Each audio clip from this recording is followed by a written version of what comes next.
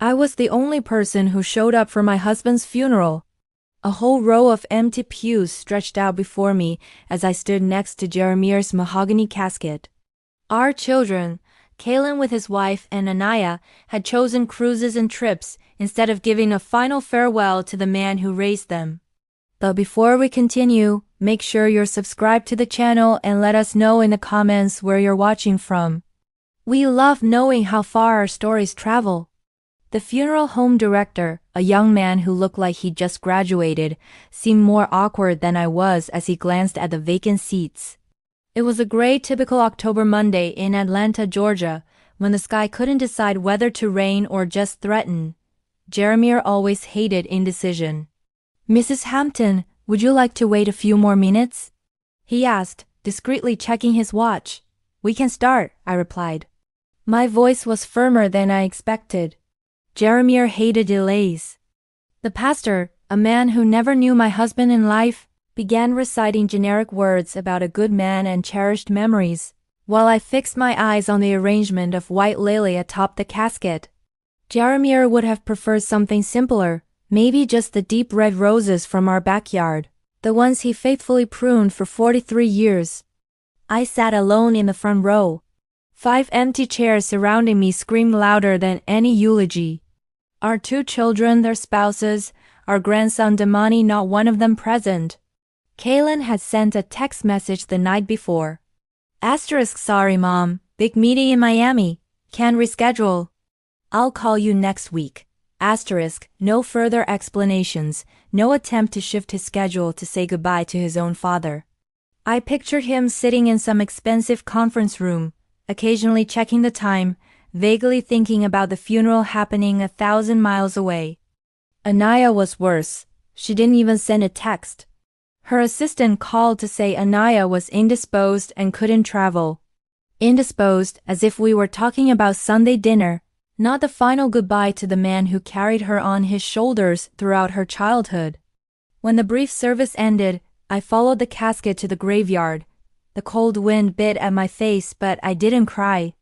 Not because I wasn't grieving, but because I cried so much over the last few weeks that I seemed to be fresh out of tears. The casket settled into the earth, and I tossed a handful of dirt onto it. The dirt hit the wood with a hollow sound, like the echo of my footsteps in the now empty house. I returned home. The same house where we raised our kids, where Jeremier and I built a life for almost 5 decades. His house slippers were still next to his recliner. The TV remote was positioned exactly where he'd left it. The silence was deafening. I poured myself a glass of the good bourbon we saved for special occasions. This wasn't special, but it felt appropriate. Driven by an impulse I couldn't control, I picked up my phone and opened Instagram. Anaya's profile was first on my feed. She had posted 3 hours earlier, exactly when her father's funeral was taking place. It was a photo on a yacht, champagne glasses raised high, a radiant smile. The caption read, "Living my best life." I swallowed hard. My daughter wasn't indisposed. She was on a yacht celebrating while I buried her father. I kept scrolling. Callan had also posted a selfie in a conference room with a caption about closing major deals and making worthwhile connections. No mention of his father, not a word about grief, as if this were just another ordinary day. I switched off the phone and took a long sip of the bourbon. On the wall in front of me was a photo of us on our 40th wedding anniversary. Jeremier and I were smiling, holding hands in front of the rose bush he planted when we moved into this house. They were blooming a vibrant red in that photo. Now, like him, they were withering. Tomorrow, I decided out loud, I'm calling Attorney Owens. Attorney Owens had been our lawyer for over 3 decades. He drafted our will just 2 years ago when everything seemed simple and fair. Half to Kalen, half to Anaya, with a small portion reserved for Demani, our only grandchild. The house for both of them to sell or decide between, the mountain cabin for them to enjoy as a family. That night, I sat alone in the kitchen, the very spot where Jeremier used to make breakfast every Sunday without fail. He always made extra pancakes for the kids, even years after they'd moved out. You never know when they might show up, he'd say with a hopeful smile. They rarely showed, only when they needed something. I opened the desk drawer where we kept our important documents. I ran my fingers over the organized envelopes, bills, deeds, insurance policies until I found the brown folder labeled Last Will and Testament. Inside, the document Jeremiah and I had signed 2 years ago now seemed like a relic from another time. A time when we still believed our children cared about us. A time when duty and love still seemed to be the same thing. I closed the folder and went to our bedroom. Jeremiah's pills were still on the nightstand. The doctor had said it would be fast, but it wasn't. It was 6 months of slow decline, of hospital visits, of hope followed by despair. 6 months during which Kaylin visited 2 times and Anaya only once, always with ready excuses about work, kids, commitments. When Jeremiah finally passed, it was a regular Tuesday morning. I was holding his hand. He opened his eyes, smiled slightly, and said, "You were always the best part of me, Eliza." And then he was gone. I called the kids immediately. Kaylin said he'd come for the weekend. Anaya promised to take the first available flight. Neither of them followed through. The next morning, I called Attorney Owens. His secretary answered, and hearing my voice, her tone changed. "Mrs. Hampton, my deepest condolences. We just heard about Mr. Jeremiah." "Thank you, Shonda.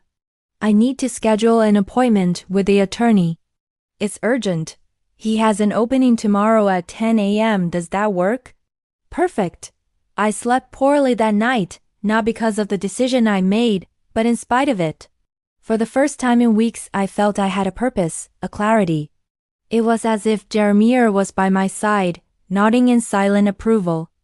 Attorney Owen's office smelled of old books and fresh brewed coffee. He stood up when I entered, his face expressing sincere condolences.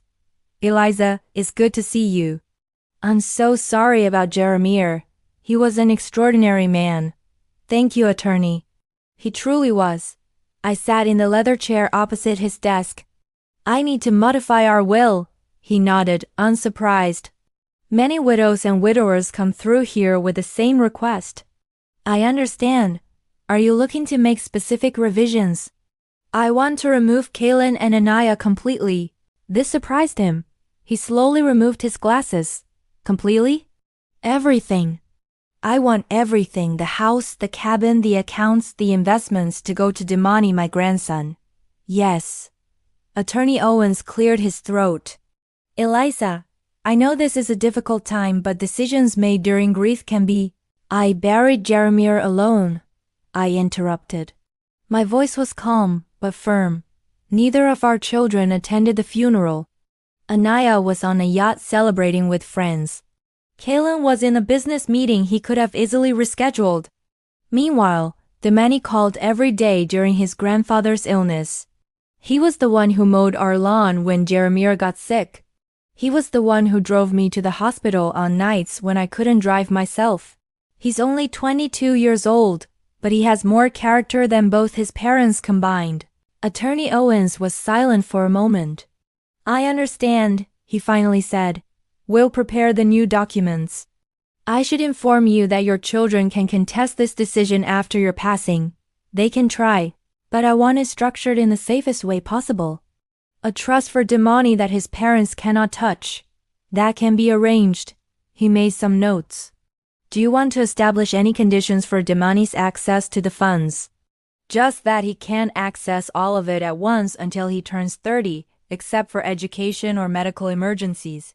"That's sensible for a young man," Attorney Owens nodded. "I'll have everything ready for your signature by the end of the week." Leaving the office, I felt a weight lift from my shoulders. It wasn't revenge, it was justice. It was honoring Jeremiah's memory in the only way I had left, ensuring his legacy went to someone who truly valued him. I walked slowly to the car, observing the people on the street. A mother and a little girl passed by, both laughing at some private joke.